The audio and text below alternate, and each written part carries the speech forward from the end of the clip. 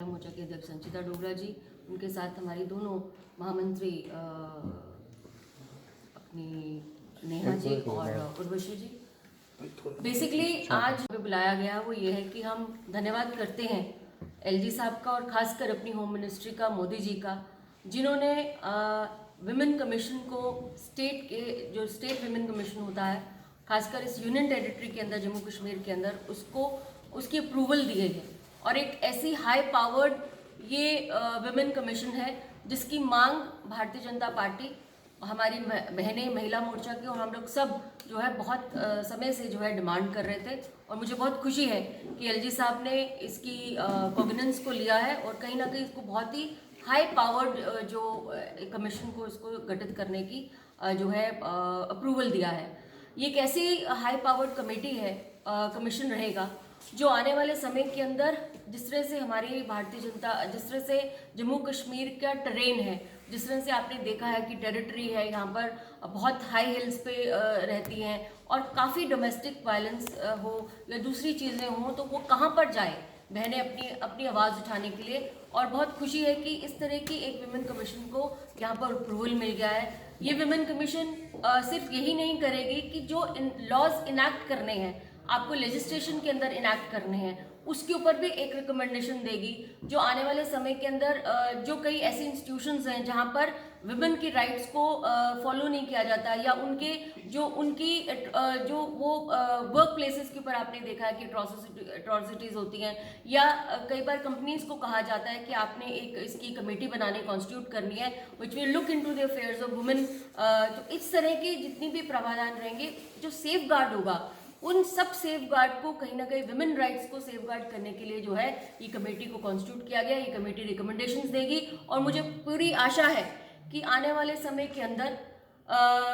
जितने भी आपके ऑफिसेज होंगे जहाँ भी ये रिकमेंडेशन जाएगी इस कमेटी की, कहीं ना कहीं उसको प्रावधान मिलेगा और कहीं ना कहीं इस वुमेन जब ये राइट्स को उठाया जाएगा तो कहीं ना कहीं उनको सुनवाई होगी। हमारी बहन पहले यहाँ से उठकर वो दिल्ली जाती थी, दिल्ली अपनी रजिस्टर करती थी, नेशनल कमीशन पूरी डायरेक्टली इन्वॉल्व नहीं हो पाता था। लेकिन अब आफ्टर एब्रोगेशन ऑफ आर्टिकल 370 महिलाएं जो है अपने राइट्स की आवाज़ उठा पाती हैं। और मुझे उम्मीद है कि हर महिला जो इस अट्रॉसिटी के द्वारा कहीं ना कहीं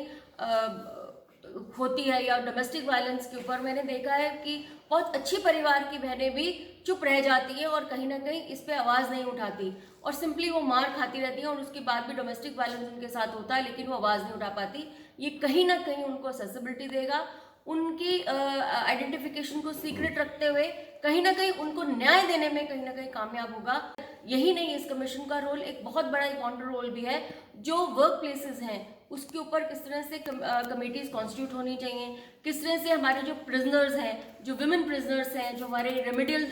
सेल्स होते हैं जहाँ पे विमेंस को रखा जाता है, जहाँ पे उनकी बात रखी जाती है, कहीं ना कहीं उस जगह पे जाकर भी ये विमेन कमीशन जो है अपने आप को जो है अपने इन्वॉल्व कर पाएगा। और मुझे पूरी उम्मीद है कि जिस तरह से एम्पावर्ड कमेटी बनेगी, कहीं ना कहीं आने वाले समय के अंदर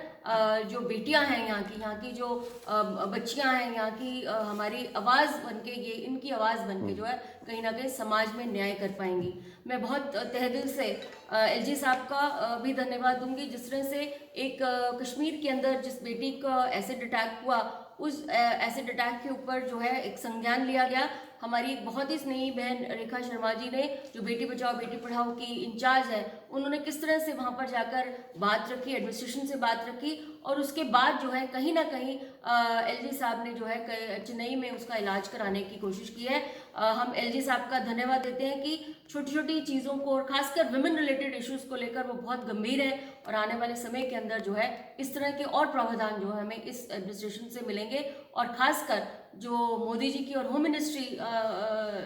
अमित शाह जी के संज्ञान में जो है ये चीज़ें कहीं ना कहीं आती हैं और हम तहे दिल से अपने भारतीय जनता पार्टी की जो हमारी नेशनल यूनियन में हमारी मिनिस्ट्री है उनका भी बहुत बहुत धन्यवाद देना चाहते हैं।